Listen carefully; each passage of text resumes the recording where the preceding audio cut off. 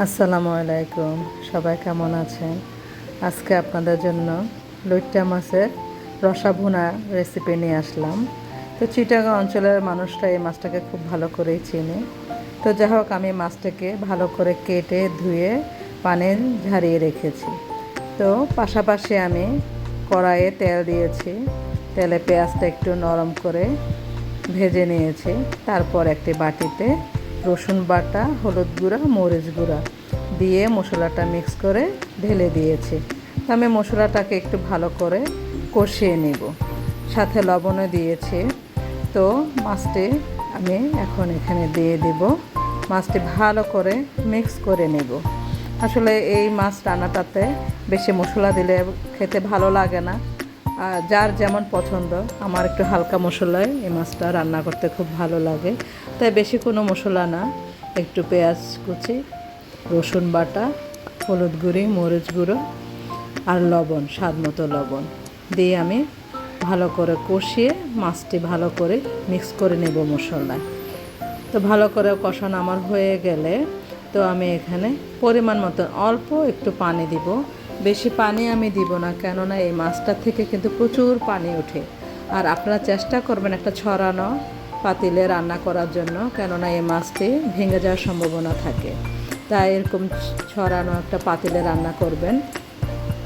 তো আমি এক্ষেত্রে অল্প একটু পানি দিয়ে নিয়েছি। এতে কি হয়, আপনার ঝোলটা মাখা মাখা হয় এবং মশলাটার প্রতিটা মাছের সাথে ভালো করে মিক্স হয়। তো এক্ষেত্রে আমার কাছে টমেটো ছিল না, বাসায় বেলুম্বু ছিল। তো ভাবলাম একটু বেলুম্বু দিয়ে দিই। আপনারাও রান্না করে দেখবেন, বেলুম্বু দিয়েও কিন্তু এই লইট্টা মাছের কষা রান্নাটা খুব মজা হয়। তো আমি এক্ষেত্রে একটু ঢেকে দিব। বেশিক্ষণ কিন্তু ঢাকা যাবে না, 8 থেকে 2 মিনিট আমি এটা ঢেকে রাখবো। তারপর আমি ঢাকনাটা সরিয়ে ভালো করে একটু দেখবো যে মশলাটা ভালো করে চতুর্দিকে মিক্স হয়েছে কি না, একটু নেড়ে ছেড়ে দিব। কিন্তু বেশি নাড়া যাবে না, বেশি নাড়তে গেলে আপনার মাছটা ভেঙে যেতে পারে। তো যে মাছগুলো একটু উঠেছিল আমি এগুলো একটু ঝোলের সাথে মিক্স করে দিচ্ছিলাম, যেন মশলাটার সব দিক দিয়ে ভালো করে লাগে। আমি এক্ষেত্রে আমি আর একটু নেড়ে ছেড়ে দেখবো কী অবস্থা। এখন দেখেন, এই যে আমার মাছটা আমি আপনাদেরকে একটু নেড়ে চেড়ে দেখাচ্ছি, যে দেখেন এক্ষেত্রে কিন্তু আমার মাছটা একদমই ভেঙে যায়নি। তো আপনারা এইভাবে রান্না করে দেখবেন, তাহলে মাছটার ভেঙে যায় না। অনেকেরই কমপ্লেন থাকে লোটা মাছটা ভেঙে যায়, তো খেতে ভালো লাগে না। তো এই ক্ষেত্রে আমি কাঁচামরিচ দিয়ে দিব এবং ধনেপাতা দিয়ে দিব। এই রান্নাটা হতে 5 থেকে 10 মিনিট, এর বেশি সময় কিন্তু লাগে না।